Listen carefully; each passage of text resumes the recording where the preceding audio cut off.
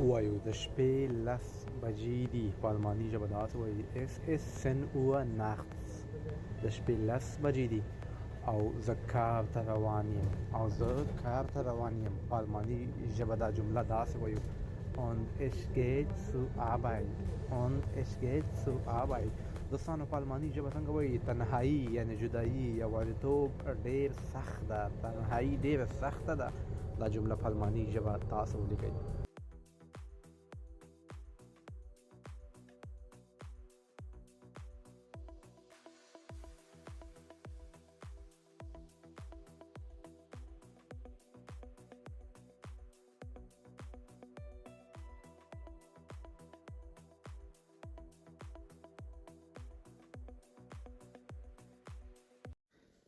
درې مهم اصطلاحات زده کوو په الماني ژبه باندې کله چې موږ پښتو کې وایو چپ طرف ته یا چپ خواته کیڼ خواته ټول یوه معنی ده داسې وایي nach links که وایي ښي طرف ته یا ښي خواته په الماني ژبه بیا داسې وایي nach rechts ښي طرف ته یا ښي خواته او دوستانو که موږ وایو بهر خواته یا د بهر طرف ته مطلب د باندې طرف ته نو دا اصطلاح په الماني ژبه څنګه وایو تاسو یې په کمنټ کې ولیکئ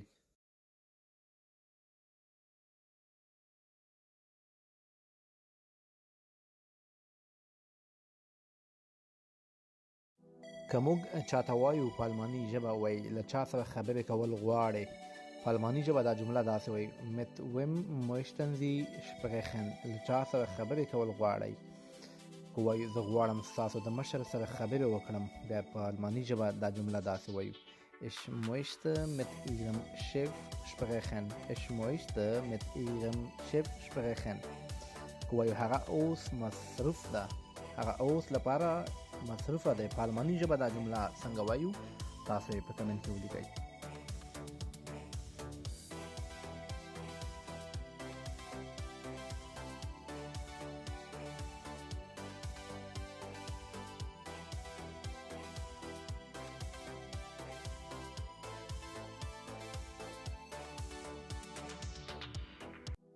که وایو زه په الماني ژبه لږ خبرې کولی شم مطلب لږ غږېدی شم په الماني ژبه دا جمله داسې وایو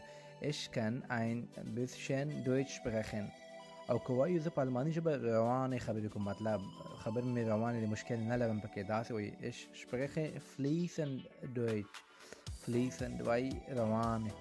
که وایو دوستانو وخت سره زده کېږي دا ژبه مطلب ژبه داسې یو علم ده چې دا په وخت سره زده کېږي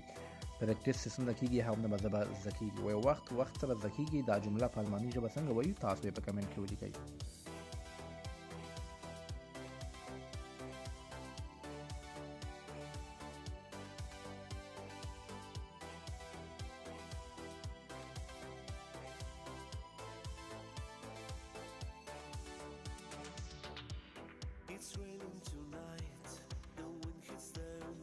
درې جملې جوړو په مختلفو زمانو کې اوسنۍ زمانه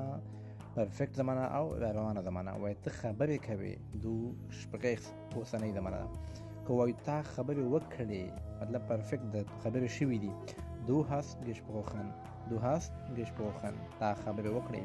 که په روانه زمانه کې وایو ته به خبرې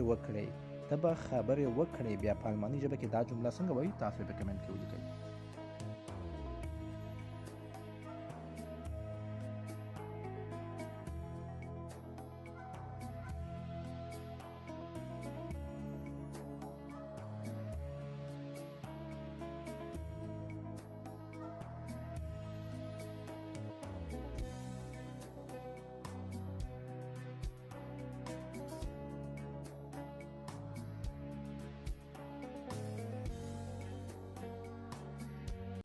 کله چې موږ په پښتو کې وایو زه لاړم او ته راځه دا جملې په الماني ژبه کې څنګه وایو داسې وایو ich bin gegangen زه لاړم und du kommst او ته راځه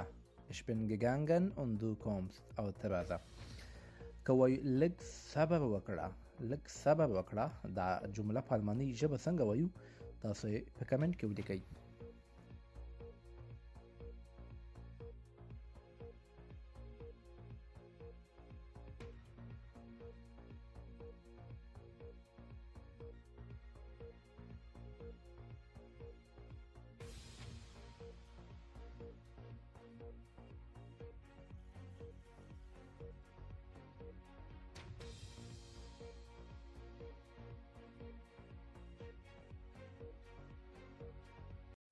یو دوه اصطلاحات زده کوو. اکثره دلته چې موږ چا سره ویو موږ ته وایي یو دوه اصطلاحات استفاده کوي. وایي دلته وګورئ یا وګوره په الماني ژبه داسې وایي schau mal her. schau mal her. که وایي یو نظر وګورئ، یو نظر ما ته وګوره، بیا داسې وایي schau mal nach.